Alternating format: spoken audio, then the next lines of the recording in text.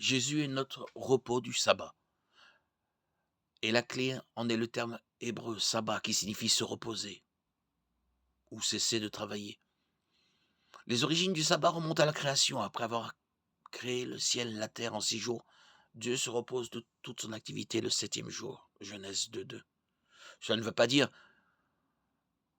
que Dieu était fatigué et avait besoin de repos. Nous savons que Dieu est omnipotent, littéralement tout-puissant. Il ne se fatigue jamais. Et la dépense d'énergie la plus intense ne diminue en rien sa puissance.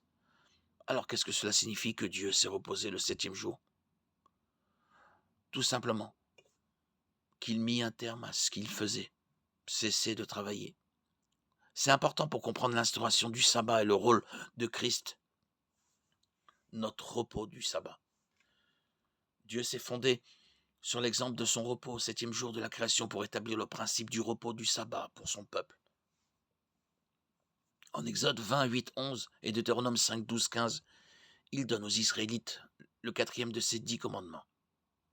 Se souvenir du jour du sabbat pour en fait en faire un jour saint.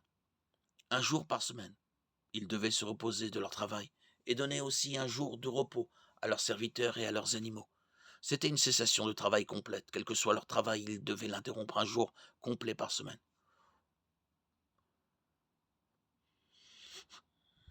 Le jour du sabbat a été établi pour permettre aux hommes de se reposer, puis de recommencer leur travail régénéré après une journée de repos.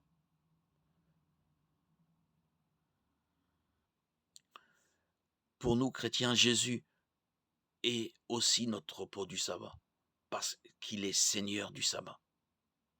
Matthieu 12, 8.